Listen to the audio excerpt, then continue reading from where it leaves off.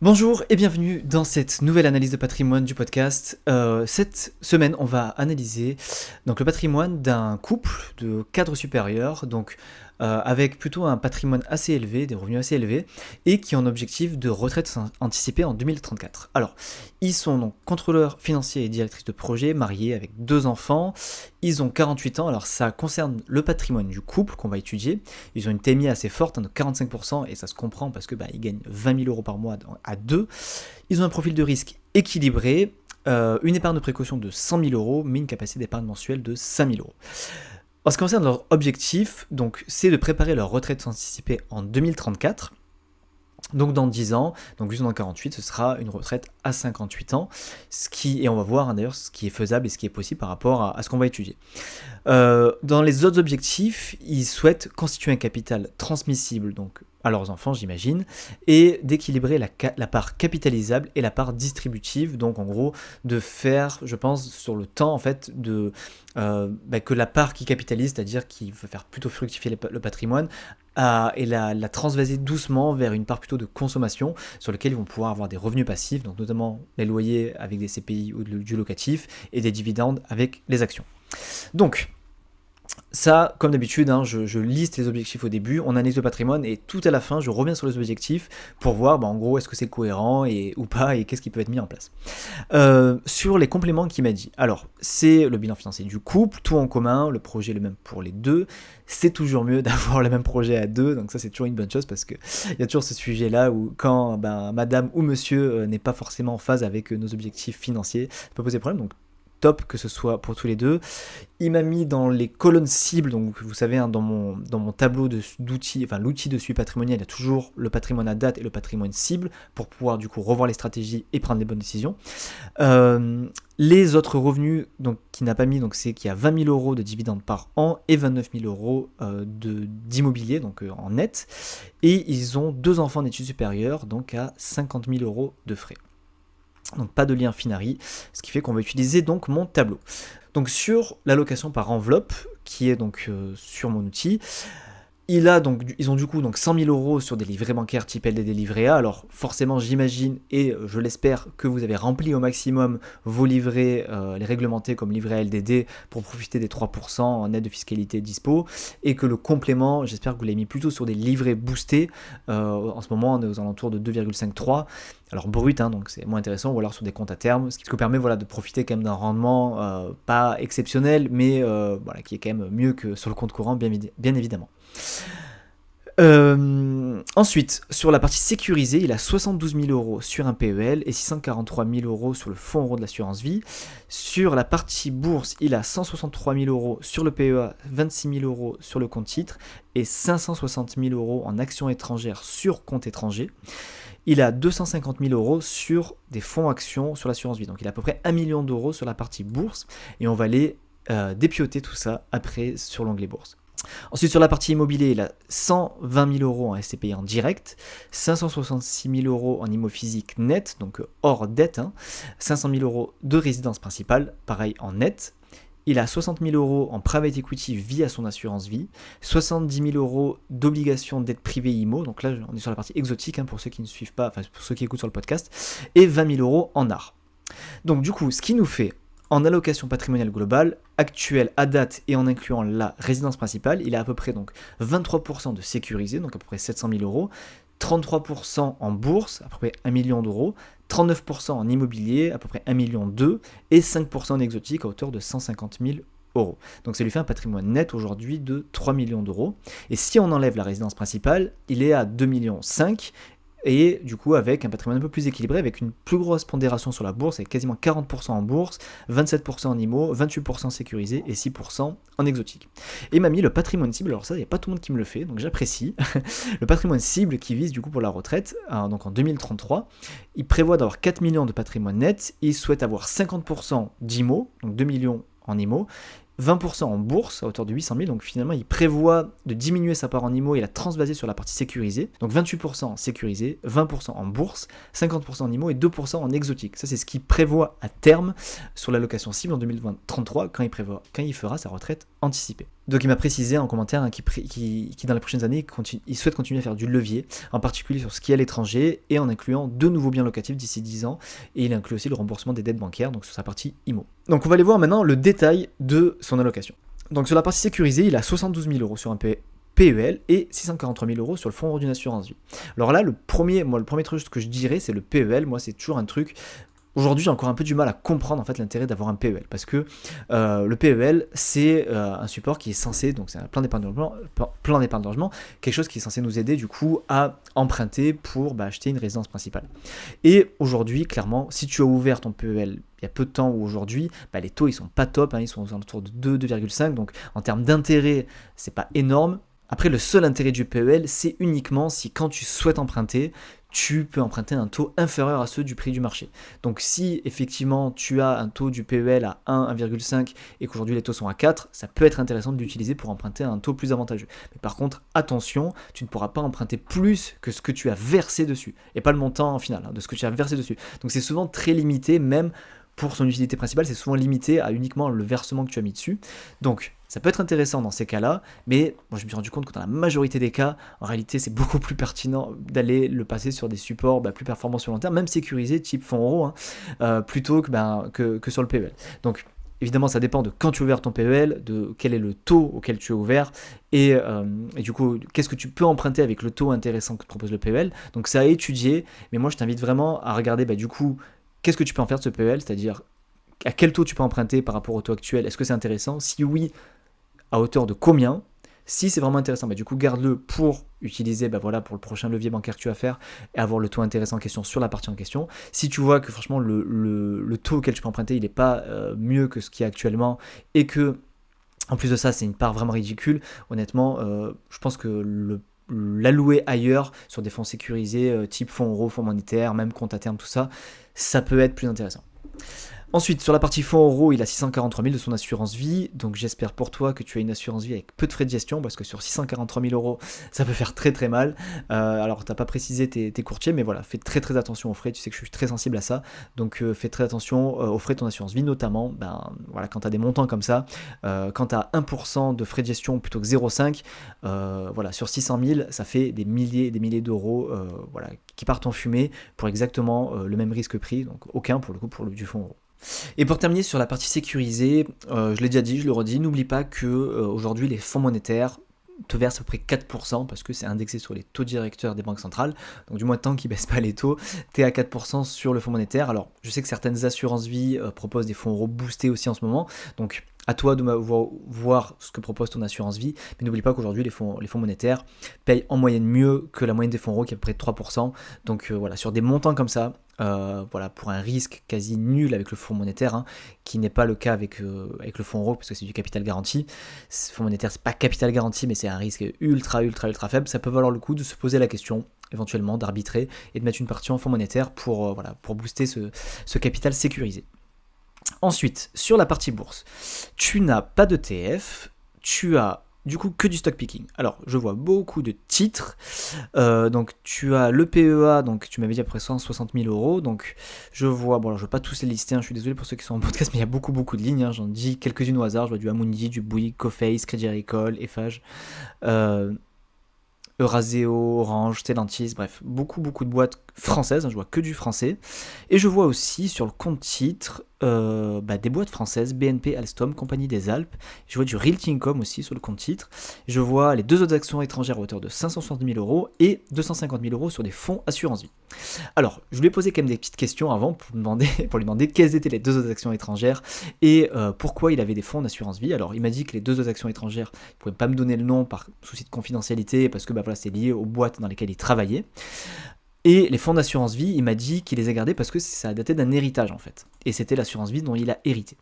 Alors, plusieurs remarques très importantes. Pour moi, il y a énormément d'optimisation à faire sur ce patrimoine boursier. Première chose que je vois, c'est, alors évidemment, 2 actions étrangères à hauteur de 560 000 euros, donc ça fait 56% du patrimoine, 56% du patrimoine boursier qui sont uniquement sur 2 boîtes. Donc ultra concentré.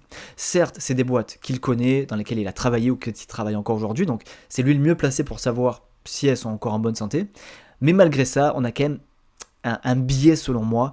Du coup on a une ultra concentration parce qu'on a des stock options, on a ça dans les boîtes. Alors si c'est des titres qui sont encore bloqués, là il peut pas faire grand chose, mais si c'est des titres qui sont encore qui sont liquides, qui sont potentiellement vendables, moi j'aurais tendance à dire rééquilibre parce que on a une ultra concentration sur 2 boîtes, donc ça me paraît très très risqué. Ça c'est la première remarque que j'aurais à faire. Deuxième remarque, c'est sur les fonds en assurance vie. Vous devez savoir que je suis pas du tout fan des fonds d'investissement parce que l'étude Spiva a prouvé, alors il n'y a pas que cette étude là, mais tout un tas d'études ont prouvé que les fonds d'investissement sur le long terme, du moins les fonds actifs, la majorité fait moins bien que leur indice de référence. Et en plus de ça, ils prennent énormément de frais, donc 2% annuel, VS en moyenne 0,2 pour un ETF. Alors il m'a clairement dit qu'il avait une réponse un petit peu molle là-dessus, qu'il a été un peu passif là-dessus, qu'il n'a pas forcément pris de décision parce que c'était un héritage. Il me demandait un peu mon avis là-dessus. Mon avis, du coup, tu l'as, c'est que je suis beaucoup plus pro ETF que fonds, du moins à risque équivalent. Tu vois, si tu as un fonds d'investissement qui va essayer de faire mieux qu'un indice monde, alors déjà, regarde dans quoi sont tes fonds. Est-ce que déjà ce sont des fonds diversifiés en termes d'actifs ou est-ce que c'est des fonds uniquement actions? Parce qu'effectivement, ce ne sera pas du coup tout le même risque. Mais si tu as des fonds actions, par exemple un fonds action monde qui va en action monde, compare la perf de ton fonds action monde vs un MSCI World et ça te permettra, je pense, de confirmer ou non ce que je raconte sur les perfs historiques et sur la capacité des fonds de gestion active à faire mieux que leur indice de référence. Mais moi, je suis convaincu que juste par rapport aux frais, en tout cas, et par rapport au fait que c'est de la gestion passive, et même par rapport à toutes les nombreuses études qui ont été prouvées, que mieux vaut mettre des ETF dans un portefeuille plutôt que des fonds de gestion active. Ça, c'est la première chose. Et en plus, sur l'assurance vie, tu te rajoutes une couche de frais qui sont les frais de gestion qui ne sont pas obligatoires parce que si tu mettais l'équivalent de ces fonds, donc du coup en ETF, sur un PEA ou même sur un compte titre, tu n'as pas ces frais de gestion. Donc tu t'économises en plus des frais récurrents tous les ans. Donc, selon moi, ça peut vraiment valoir le coup de regarder ces fonds-là et de faire un arbitrage. Alors évidemment, c'est à creuser, il faut que tu te fasses accompagner, je ne peux pas te dire ça sans connaître tout ton profil et je ne peux pas te faire du conseil personnalisé parce que on est vraiment sur une analyse de patrimoine global. Je te donne juste des pistes à creuser que je pense que aller creuser la piste ETF sur PE au compte titre plutôt que sur le fonds en assurance vie, c'est quelque chose qui selon moi peut être largement optimisé. Ensuite, la dernière chose que j'aurais à dire sur son portefeuille boursier, c'est que encore une fois, regarde sur tout son patrimoine boursier, stock picking, il est que sur des actions françaises. Alors, je ne commenterai pas le choix des actions françaises, il y en a certaines, alors je vois qu'il y a de la stratégie à dividendes, je vois du Danone, de Orange et tout, donc pourquoi pas, mais je vois aussi beaucoup de bancaires, je vois beaucoup de boîtes où, moi je suis pas très très fan de ce genre de boîtes, je vois pas trop je vois beaucoup de financières, je vois beaucoup d'actions à dividendes, à gros dividendes, qui sont pas forcément les meilleures boîtes à dividendes d'ailleurs, parce qu'ils versent de gros dividendes, mais pas forcément très stables. Donc sur le choix des actions, je suis pas ultra fan, mais je vais pas forcément donner mon avis là-dessus. Moi, l'avis que je donnerais plutôt global, c'est ultra concentré en France. On a du coup les 160 000 euros, on a du coup en termes de pourcentage, on est à 18% du patrimoine et donc 160 000 euros que sur des boîtes françaises. Donc on a une ultra concentration en France. Donc c'est-à-dire qu'aujourd'hui, ton patrimoine boursier, il est 56% sur 2 boîtes, donc du coup étrangères, mais uniquement sur 2 boîtes, et tu as 18% uniquement sur du stock picking en France. Et après tu as le reste. Heureusement, 25% du coup, là pour le coup en termes de diversification c'est mieux, mais qui en plus n'est pas du tout optimisé en termes de frais et d'enveloppe. Donc pour moi, il y a un énorme travail à faire sur la réorganisation de ton patrimoine boursier. Donc, premier axe d'optimisation, aller regarder ces fonds, regarder dans quoi ils investissent et pourquoi pas aller creuser la stratégie ETF plutôt sur PE ou compte titre. Et même si c'est sur assurance vie, ce sera mieux, je pense, qu'un fonds. Ensuite, sur les actions étrangères, regardez, là il y a Seul toi c'est la santé des entreprises dans laquelle tu es et l'exposition auquel tu veux t'y exposer bien sûr, mais moi de manière extérieure ça me paraît ultra concentré d'avoir 56% uniquement sur 2 boîtes. Et dernière remarque, beaucoup trop de boîtes françaises dans ton portefeuille. Alors forcément sur le PEA c'est mieux d'aller sur des boîtes françaises, mais n'oublie pas que tu peux mettre aussi des ETF sur le PEA, des ETF américains notamment S&P 500, MSCI World, et du coup être exposé aux US via ton PEA. Et sur le compte titre du coup je vois des boîtes françaises, ça je ne comprends pas parce que tu vas les mettre sur ton PEA, et je vois que Realty Income en boîte US qui est une super boîte à dividendes, c'est une très bonne foncière et tout, et pas de souci, mais pourquoi t'en as qu'une, pourquoi t'as pas d'autres stock picking US, tu vois, c'est vraiment plutôt ça que je t'invite à cette réflexion là. Donc voilà, je pense qu'il y a pas mal de travail sur la partie bourse. On va aller voir un petit peu sur la partie IMO. Sur la partie IMO, donc tu as 120 000, donc un CPI en direct comme tu m'as dit. Donc je vois qu'il y a du Quorum Origine, Edissimo, Pierreval et Primovie. La première remarque, c'est je pense la fiscalité, tu as un TMI 45%, donc Quorum Origin, pourquoi pas, t'es en SCPI étrangère, donc si t'as un taux moyen d'imposition qui se rapproche de ta TAMI, tu vas limiter la casse. Par contre, Pierreval et Primovie, bon voilà, c'est pas tout en SCPI étrangère, c'est pas tout en étranger, notamment Primovie qui est clairement beaucoup plus en France. Donc j'espère que tu as tenu compte de la fiscalité parce que ça peut faire très très mal dans ton cas. À 45% plus la CSG, on est à 60% d'impôt sur tes revenus locatifs, donc j'espère que tu as tenu compte de ça. Et autre remarque, pourquoi et Pierreval et Primovie? C'est deux SCPI de santé. Autant qu'Quorum Origin, tu es sur une SCPI diversifiée, plutôt solide, plutôt de fonds de portefeuille, donc je partage la location que tu as mis. Ensuite, à Edissimo, bon, moi, à titre perso, je suis pas très très fan de cette SCPI. C'est une SCPI un peu vieille qui verse un rendement pas top, qui a moins de 4%, et, qui a un taux d'occupation financier pas terrible et qui est exposé majoritairement au bureau. Donc, moi, c'est pas forcément une SCPI que j'apprécie, mais pourquoi pas, si tu veux avoir ton exposition au bureau là-dessus.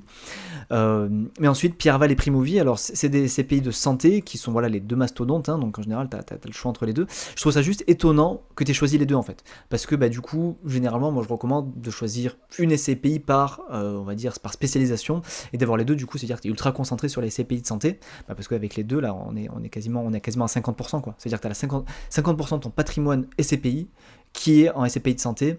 Donc, du coup, si les SCPI de santé vont bien, tant mieux, mais si ça va mal, ça peut faire mal. Donc, moi, j'ai plutôt tendance à conseiller en tout cas les SCPI diversifiés en fonds de portefeuille, en corps de portefeuille, et ensuite aller chercher peut-être de la spécialisation par type d'actif pour pimenter ou pour augmenter la performance. Mais d'avoir la majorité en SCPI de santé, ça me paraît quand même très risqué et très dangereux. Mais après, si tu as une conviction forte là-dessus, pourquoi pas. Donc voilà, pour la stratégie SCPI, du coup, moi, les remarques que j'ai à te faire, c'est attention à la fiscalité. Je pense que tu as dû le voir si tu as investi depuis quelques temps dessus, tu as dû le sentir passer, je pense. Attention à Edissimo, c'est une SCPI, voilà, qui n'a pas forcément le vent en poupe et ça se comprend. Et attention, du coup, à avoir les deux SCPI de santé. Voilà, c'est pas quelque chose que je trouve ultra pertinent, mais encore une fois, ça dépend de tes convictions.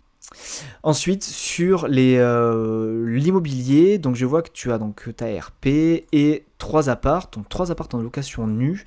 Alors ça, pareil, fais attention, surtout toi avec une TMI à 45% en location nue. J'espère que tu sais ce que tu fais et que tu as fait suffisamment de travaux pour être en déficit.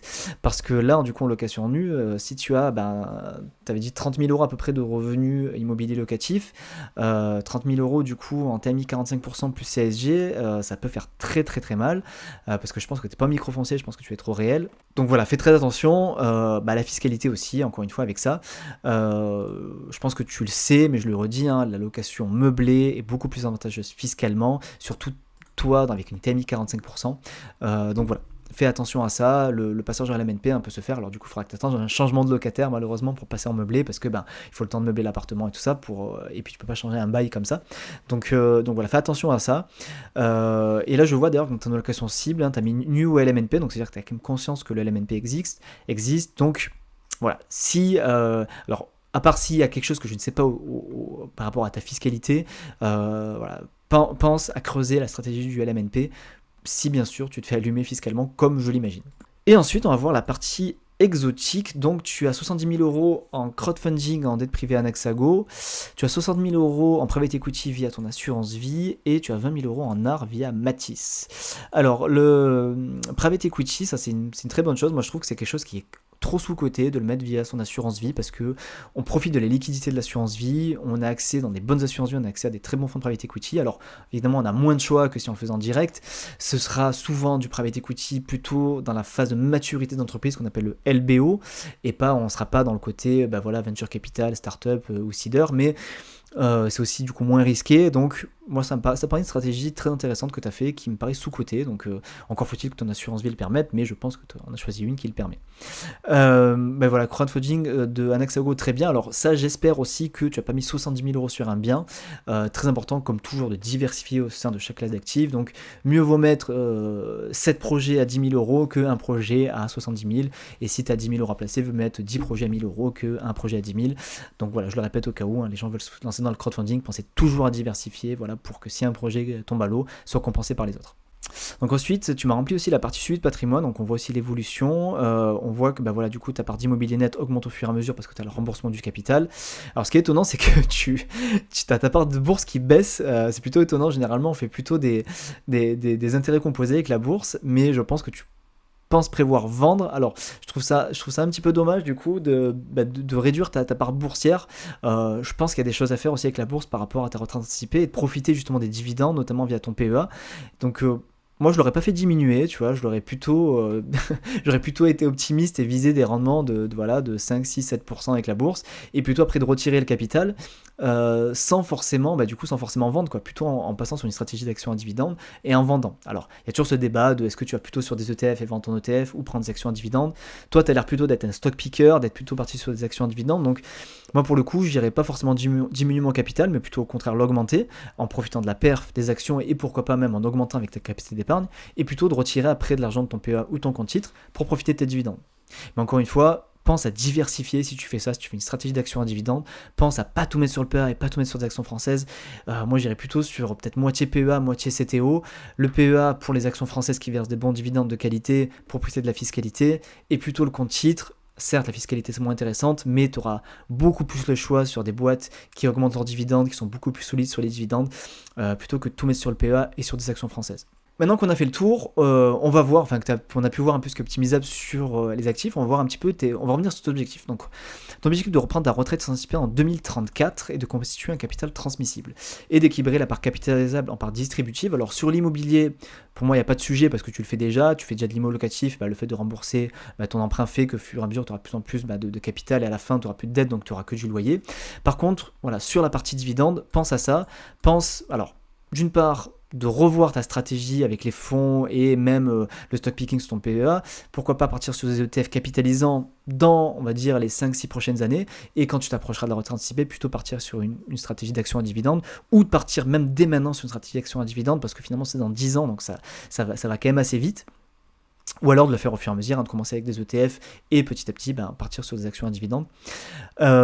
Constituer un capital transmissible, donc ça tu le fais déjà aussi parce que via ton immobilier, ça du coup tu pourras le transmettre notamment via le démembrement par exemple, en vendant la nue propriété par exemple à tes enfants et pareil sur la SCPI. Tu peux aussi démembrer un compte titre, c'est pour ça que ne néglige pas le compte titre, tu peux démembrer un compte titre aussi, donc voilà, ça peut être aussi intéressant de le faire de cette manière-là. Tu peux aussi faire de la donation via ton compte titre, et c'est 100 000 euros tous les 15 ans, donc ça peut être aussi très intéressant de transmettre des titres à tes enfants si voilà, tu veux le faire de cette façon. Donc sur la partie transmission, n'oublie pas que voilà, le compte titre a plus d'avantages que le PEA finalement. Pour la partie finalement phase de consommation, le PEA sera plus intéressante, mais pour la partie transmission, le compte titre sera peut-être un peu plus intéressant si tu veux transmettre des titres à tes enfants. Et sur la partie retraite anticipée, donc est-ce que c'est faisable? Alors tu prévois d'avoir à peu près 4 millions de patrimoine d'ici 2034. Si on part à peu près sur un truc très basique de 5% de rendement net sur ton capital sur les 4 millions, on sera à peu près à 16 000 euros par an. Donc de ça, il faut bien sûr enlever la fiscalité qui est propre à chacun, et la tienne est quand même assez importante, donc c'est bien sûr à prendre en compte pour tous ces calculs-là. Donc tu n'auras pas les 16 000 euros par an, tu auras un petit peu moins, donc tout est optimisable, notamment avec le LMNP pour l'immobilier, avec le PEA, bref, tout un tas de calculs à faire que voilà, évidemment je ne vais pas faire maintenant, donc ça se calcule, mais évidemment tu ne seras pas à 20 000 euros par mois avec 4 000 euros, mais voilà, je pense que vu que tu as 5 000 euros d'épargne mensuelle, finalement tu as besoin peut-être que de 15 000 pour vivre. Après tu auras tes enfants qui seront plus grands aussi, donc tu as peut-être moins de frais, donc je pense qu'avoir 10 000 euros par mois d'ici 2034 avec ce patrimoine que tu vises reste largement faisable, si bien sûr tu fais les choses bien, tu optimises bien les frais et la fiscalité.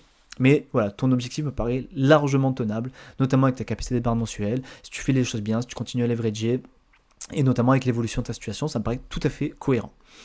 Donc voilà, j'espère que cette analyse de patrimoine vous a plu.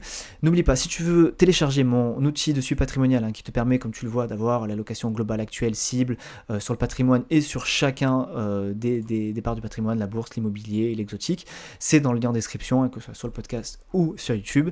Si tu veux que j'analyse ton patrimoine, c'est aussi en lien en description, tu m'envoies ça, tu recevras tout par mail, je t'explique tout, la façon de faire, et j'essaierai comme d'habitude de diversifier un maximum de profils pour que ça au plus de monde possible. Je sais que celui-là ne parlera pas forcément à tout le monde, mais il y aura un autre avec des plus petits patrimoines qui parlera à d'autres, donc j'essaie toujours de diversifier un maximum, donc n'hésitez pas à m'envoyer tout type de patrimoine, il n'y a pas de mauvais patrimoine, il n'y a pas de patrimoine plus ou moins intéressant qu'un autre, envoyez-moi tout ce que vous avez, et en fonction, moi j'essaie vraiment d'avoir un maximum de profils différents pour que ça parle au plus de monde possible.